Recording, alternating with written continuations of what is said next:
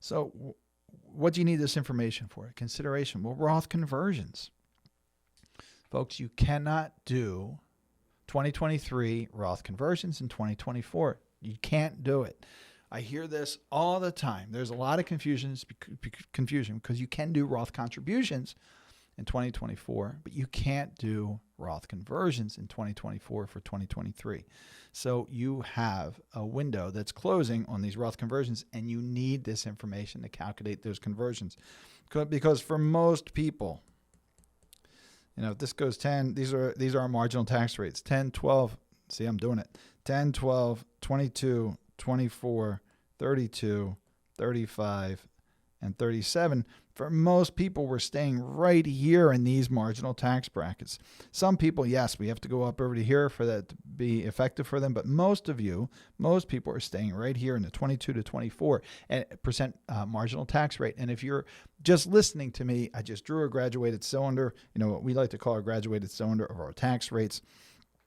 And I listed out the marginal tax rates, and I circled 22 and 24%. But if you're not calculating correctly your income or IRA distributions, if you forgot about those IRA distributions of $50,000, for example, that could take you up into the 32% bracket. Is it the end of the world? No. Is it maybe inefficient for your plan? It might be. So you'd want to know exactly what the effect is going to be, because you can't go back and undo it. Remember, we used to be able to do, and I had a question about this recently. Someone said, well, I can recharacterize my Roth conversion. Well, you could have prior to 2017, but you can't do it anymore. So unless you have ability to jump, go back in the Wayback Machine and go back to 2017 and recharacterize that Roth conversion. I know I'm being a little cheeky here, but you can't do it anymore. You can recharacterize a Roth contribution, but you can't recharacterize a Roth conversion anymore. Recharacterization, what is that? It's an undo. We used to have until October 15th of the year following the year we did a conversion, but that doesn't exist anymore. That law was erased and taken away. That ability was erased and taken away with the Tax Cuts and Jobs Act. So no, you cannot do it. Yeah, so this information helps you plan for Roth conversion. It also helps you plan for estimated taxes, over or under, right? Did I pay too much in estimated taxes, or did I pay not enough in estimated taxes? This is why you need a good CPA on your team too. Good tax planner like we are, a good tax preparer like a good CPA is. And the last person you should have is a good attorney. So I have got a whole video about your team. I'll try to remember to put that in the description as well.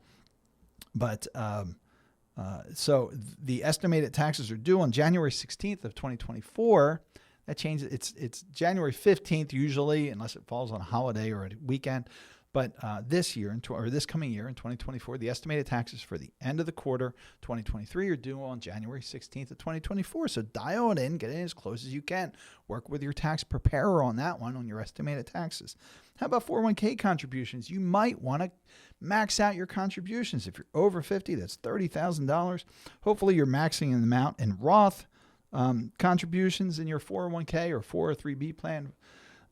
And for any retirement plans, because you also can't go back and contribute to your 401k after the close of the year. What you could do if you find yourself short, you could say, I want the rest of my payroll to be contributed to my 401k or my retirement plan, my company retirement plan, so I can get up to the maximum contribution level or as close as possible. But you need to know what your contribution levels have been thus far. HSAs have some flexibility. We won't go into that. Tax loss harvesting. So I talked about that a little bit when I talked about capital gains and capital losses. But you'll see I have some asterisks here because I'm going to do a whole webinar, whole Financial 15 dedicated to tax loss harvesting next week. What is tax loss harvesting?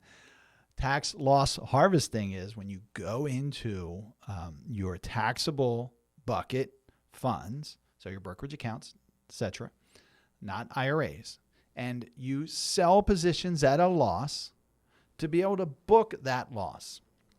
So you can either offset any gains you have for the year, and yes, you've got to follow long-term gains, offset long-term loss, long-term losses offset long-term gains, short-term losses offset short-term gains first, and then they can cancel each other out. Or you can carry forward $3,000 a year of unused losses, or save them, bank them. Loss carry forwards, they're called, to use in future years. So if you're able to, let's just say, I'm using the example of $50,000. What if you had $50,000 in losses that you could realize? You have to sell those positions to realize them and not repurchase those positions for at least 30 days. Then you can either use those losses to offset gains you already have, or book those losses for future use. So I know that gets complicated, and that's why we're going to just talk about only that during the Financial 15 of next week. But tax loss harvesting is something you also cannot do after the close of the year. So take a look. If you don't know what your capital gains are, if you don't know, what really your capital gains, you're going to have to, you won't know if it's going to benefit you to do this tax loss harvesting. And frankly, it may not benefit you in 2023, but it may benefit you in 2024, 2025. So it may make sense to still do it, but you can't do it for 2023 tax year once the tax year closes. So you want to review that. I'm not saying that you're definitely going to want to do it. You want to review it. I have mutual funds listed here. Why is that? Because it is really hard to identify potential gains that you're going to get, that are going to get distributed to you from your mutual funds until it's too late. What you have to do is you have to find the links for the fund companies, go in, and at this point, most companies, here we are November 7th, most companies have their projected gains for the year, so you can go in and see what the projected gains are. This is something that hit a lot of people right over the head last year. A very, very big Fidelity fund reported capital gains, significant capital gains. This fund was designed to be in retirement accounts, so they were not tax sensitive, but many people held it outside of their retirement accounts because it had some what people thought was good performance, and it was a relatively easy fund to purchase and identify. And people did that outside of their retirement accounts, and this fund reported a lot of capital gains, even though the fund value was down for the year. So that is a real kick in the behind, right? When your fund is down for the year and you have to pay capital gains, tax on capital gains coming out of the fund. But that happened a lot last year. So get a good idea of what your mutual funds, the mutual funds that you own, what the projected capital gains distributions are going to be. Dividends as well, right? You want to count up those dividends. I've only talked about capital gains, but we want to count up those dividends. And then I have IRA and Roth IRA contributions, again with a little asterisk. And I have the asterisk there because that is one thing that you can contribute. You can keep your contributions on track till the end of the year, but you have until the tax filing deadline of the following year, so until 2024, the tax filing deadline of 2024, to contribute to your IRA or Roth IRA if you qualify. So that area there, we have some flexibility with. Okay. So folks, that is year-end planning. So we went over a lot of information today in the, certainly in the weekly webinar. I'm just bringing this in so you can see everything we talked about. So we talked about a lot during the weekly webinar, and we talked about the reason for year-end planning. Why is it important? Identify actions you may want or need to take before the close of the tax year. Information to review. You can ask for our form if you don't already have it. This form here, this year-end planning form, it's very, very simple. All it's doing is sparking the question, right? Sparking the memory. I do it too. My accountant sent me a whole list of things. What's this payee for? What is this person for? I don't see any record of this. What is this? I'm going through it too. I do my own year-end planning. Capital gains and losses we talked about. What are the considerations? Roth conversions, estimated taxes, 401k contributions, tax loss harvesting. We're going to talk more about that in depth and more in depth next week. Mutual funds and IRA and Roth IRA contributions.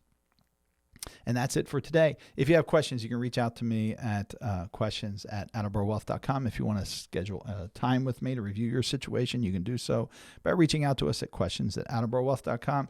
If you want to download this year-end planning form, if you want that year-end planning form, it is not available on our website. You have to reach out to us at questions@attleborowealth.com.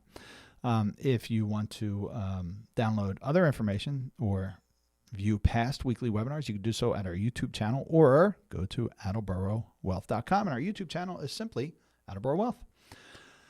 I think it's actually Attleboro Wealth Management, but I'm sure you'll find it under Attleboro Wealth. And that's it for today. I hope this was helpful. I hope you have a great week. If you're in the southeastern Pennsylvania area, it's supposed to be a beautiful week. So I hope you enjoy the outdoors. And that is all, folks. Have a great week, and we'll see you next week. Take care.